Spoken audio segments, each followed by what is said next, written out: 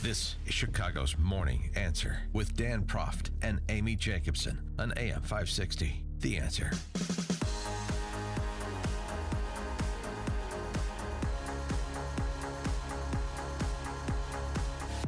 Good morning, Dan and Amy. So, of course, the Sunday talkies still obsessing about the Trump Jr. email chain and the implications, even though I'm searching for a respected attorney or law professor to suggest or to point to a criminal statute that has potentially been violated, a criminal statute that would be the basis for a criminal investigation. It's difficult to identify one. Chris Wallace did his best to make a new law under FEC strictures in his conversation with Jay Sekulow over the weekend. But I think Dave Bratt, the Republican from Virginia, who defeated Eric Cantor and replaced him, I think he had it about right in his conversation on MSNBC. My senators in Virginia are getting, apoplectic. Mark Warner seeing smoke everywhere he goes like he's in a Cheech and Chong movie. And Kane now thinks the sun is worse than Benedict Arnold. I mean, we've gotten a little hysterical, and we should just get grounded and remember we're a country under the law. A little hysterical, a fair point. We'll see if our next guest can come up with a better zinger than Dave Bratt. He is Joe Trippi, former campaign manager for Howard Dean, FNC contributor, and author of the book, The Revolution Will Not Be Televised. Joe, thanks for joining us again. Appreciate it. Good to be with you, Dan. So what about, Dave Bratt's colorful Cheech and Chong reference aside, what about the problem Democrats still have in this topic? And I'm not saying the Trump administration has none politically, but in terms of allegations of treason, allegations of criminality without any specific reference point, doesn't that undermine Democrats' offerings on the topic? Well, I mean, first of all, great quote, great line. And to bring Cheech and Chong into this is, I mean, that's really good. He gets points for that. But yeah, look, I think there are Democrats using the word treason at this point is, over the line. I mean, there's, the investigation could get there, but I do think that's like way over the line. It's not there. There's, you have to let this investigation play out. So I think it does do a disservice to the argument to kind of use that kind of language right now, and some Democrats are doing that. But I think most of the Democrats, like Mark Warner and Schiff in the House Intelligence Committee, have restrained themselves from using that. They just want to see this investigation move forward. I would point out, though, that Jared Kushner's not filing the correct stuff on his security clearance forms is that in itself is a violation of law. Now, but if you amend those forms, isn't it illegal? Well, yes, that's true. And frankly, there's been very few, I don't think, prosecutions of it. But the statement was there's no laws broken here. There have been, and yes, the investigation should. I mean, there's a case for alleging that there have been because just the forms alone. And what I'm trying to say is Mueller, others will look at that. The committees will look at all this, and we'll know or find out the truth. Yeah, but and whether there is a violation or not. But to say there was no violation, there's no evidence of a violation, is along the same lines as the people who said about Flynn that there was no meeting and there were no meetings, and the vice president said there were no meetings. Well, it turned out there were meetings. Well, Joe, I'm happy to go where the evidence leads, but I mean, even if that were true, and let's say Jared Kushner willfully misfiled that paperwork in violation of the regs, violation of the law, okay. So what does that have to do with impeaching the President of the United States? You've had Brad Sherman from California file articles of impeachment, and Maxine Waters talking about impeachment, and other congressmen talking about they'll vote for impeachment. If that's true about Jared Kushner, just for hypothetically speaking, And what does that have to do with the principal here, the president? Well, this is something, that's why Mueller is investigating. He's the one that will look at all of this, and we don't know all the facts yet. And I said that I think some Democrats are going across the line by moving to a conclusion that just isn't there yet. It may be there, and it may be appropriate at some point, but I don't think it is right now. Well, opposition research is so important if you're a candidate, but if you received an email from a Russian lawyer that may or may not have ties to the Kremlin, what do you think that Donald Trump Jr. should have done? Should he have alerted authorities and said, this is what I've received, or what do you think? It didn't say Russian lawyer. It said Russian lawyer for the government has sensitive information against Hillary Clinton. No, I mean, he knew what, I mean, anybody reading that, you don't need to listen to me. Anybody out there should go read that exact email. It's online. Read it for yourself. Yeah, we've read it on the air. Anybody else? Yeah. And no, and I'm saying, and there's no way you take that meeting. And the president's assertion that everybody most would have taken that meeting is just, I just flabbergasting to me. I mean, I've been in a number of presidential campaigns.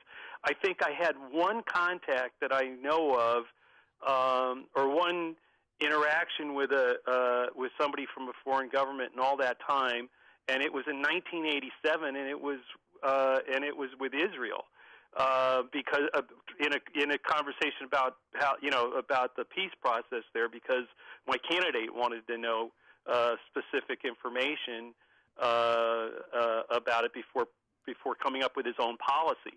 So I'm just saying that I think that might be something that happens from once in a in decades of my work in presidential politics. No one I know would take that meeting. Let me ask you a question about the politics of this, looking ahead to the 2018 election. You've had some on the left, like Matt Iglesias over at Vox, essentially suggest that Democrats are making a huge mistake in terms of their interest in regaining the House, much less the Senate, in focusing solely, it seems, at least that's kind of the appearance one gets, on this Russian collusion matter, to the exclusion of putting forward a positive alternative policy vision on health insurance, on taxes, on job creation. Is that a fair criticism as somebody who ostensibly wants Democrats in power as well? Yeah, no, I think it is. I think it is a mistake to solely focus on Trump and Russia.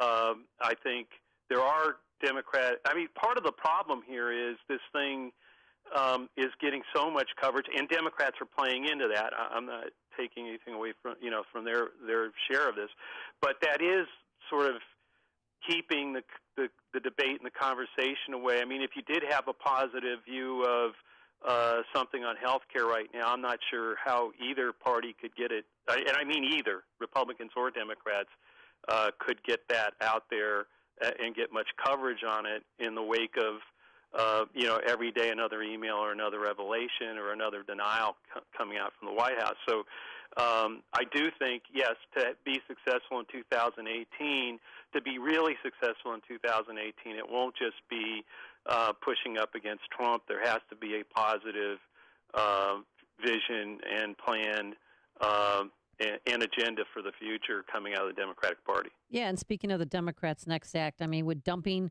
Nancy Pelosi help the party win again? Look, I don't think most Americans are going to make any judgments about. I don't think I don't think anybody looked at who was going to be Speaker, like Paul Ryan, caused anybody to vote for or against their member of Congress. I don't really think that in the end that's going to happen on the Democratic side either. I do think that there are some younger leaders, and we've got to build a bench here. That's been one of the problems of the Democratic Party. I think going into 2016 we saw that. And so, a new generation of leadership emerging in the Democratic Party would be, I think, a good thing. That doesn't mean that those who've been serving need to get out of the way, but I think promoting newer, younger and more vibrant voices with new ideas would be a good idea as well. This is kind of an interesting piece in the New York Post from John Podhoretz, who's a neocon like his dad. He argues that Hillary's White House would have been effectively no different than Trump's. With the exception of the appointment and confirmation of Gorsuch, Trump hasn't accomplished much in terms of the big policy agenda items. And, he's beset. Hillary Clinton wouldn't be beset with Twitter as much as Trump, clearly. But, the same questions about personal dealings, the Clinton Foundation matter would potentially still be lingering. You'd have Bill Clinton in the White House. That's a whole potential source of controversy and consternation as well. And that, we would be more or less in the place we are 6 months into the Trump administration. Now, I have criticisms of that from the right, but I wonder what your perspective is from the left. Well, I mean, I do think he's right about Trump's, not being able to get much done, particularly given that unlike Hillary, she wouldn't, with this Congress, she would have there'd be a different reason for not getting anything done. There'd be no partisan majorities. He's got partisan majorities, and so I think it's a little bit stranger, frankly, that he's having so much trouble getting his agenda through. But I also think, that just for instance, the focus wouldn't have been legislatively for the last 6 months repealing and replacing health care. Well, it would have been trying to prop up Obamacare that's spiraling. Well, no. I mean, I think, part of this has been to be so focused on things that he's had that there isn't even agreement in his own party about how to get done, whereas tax reform or infrastructure, for example, I think maybe that's where Clinton would have gone with it, is infrastructure and tax reform. I'm just talking about just a different priority of agendas that might have, besides the Supreme Court justice, because I agree with you about that being a major difference that would have happened. But I do think that the issue agenda may have been more productive under Clinton. And by the way, Trump could have pursued that same kind of issue agenda. He didn't, and I'm still not not sure why. I know they need the health care to get to their tax reform, their specific tax reform plan, but I still think that was a mistake. All right. He is Joe Trippi, former campaign manager for Howard Dean, author of the book The Revolution Will Not Be Televised. And you see him on Fox News Channel as a contributor as well. Joe, thanks as always for joining us. Appreciate it. No, good to be with you. And he joined us on our turnkey.pro answer line. It's like a